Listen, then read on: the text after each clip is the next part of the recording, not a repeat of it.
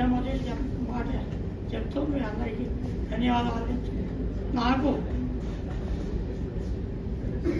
7 చోట్ల ఏదో చిన్న చిన్న పుట్టుమచ్చలు పెట్టారట, కానీ లోపల ఇంత భావన కడుపు పెరిగిపోయింది, మైలు పెరిగిపోయింది. హెర్నియాలోంచి పేగులు బయటకు వచ్చేసాయట. 2 ఆపరేషన్లు ఒకే టైంలో చేశారు. ఇవాళ 3వ రోజే డిశ్చార్జ్ అవుతున్నాను.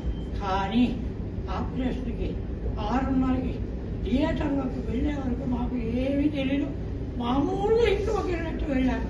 కానీ ఇప్పుడు 2ంటికి తీసుకొచ్చారట. తర్వాత 6ంటి ఇంకా మాట్లాడుతున్నాను. నాకు ఎటువంటి బాధలు లేవు.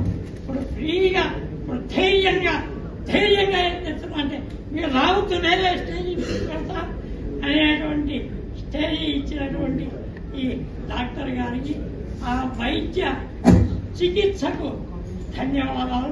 మీ అందరికీ ధన్యవాదాలు. మీ అందరికీ మొట్టమొదటిది మనిషికి ఆయుర్దాయం కావాలట. మనిషికి ఆయుర్దాయం కావాలట. సరిపోతే తీసి పారేస్తాట.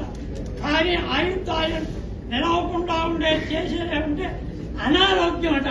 అనారోగ్యాన్ని కావాలంటే ఆయుర్దాయం ఇచ్చినటువంటి ఇదే అనమాట. ధన్యవాదాలు. దీనికి వచ్చింది నార్మల్ హెర్నియా కాదు, అంటే అన్నవాహిక జీర్ణాశయంగా మారే చోట పెద్దగా హైటస్ అని ఉంటది. అది బాగా పెద్దగా అయిపోయి స్టమక్ అంతా ఛాతీలోకి వెళ్ళిపోయి ఎప్పుడు ఛాతీ నొప్పి వచ్చేది. తను అందరూ హార్ట్ డాక్టర్ దగ్గరికి తిరగడము, చాలా మంది డాక్టర్ల దగ్గరికి తిరగడం జరిగింది. సో తర్వాత మేము సిటీ స్కాన్ చేసి తనకు హైటస్ హెర్నియా ఉందని చూసి దానికి రంధ్రాన్ని చాలా చిన్నగా చేసి, అదే కాకుండా ఫండోప్లికేషన్ అంటే అన్నవాహిక చుట్టూ స్టమక్ ను కలిపి కుట్టడం జరుగుతుంది. అదితో పాటు తనకి ఇంగ్వైనల్ హెర్నియా కూడా ఉంది. అది కూడా ఒకేసారి చేయడం జరిగింది. అన్ని రోబోతో చేసినాం.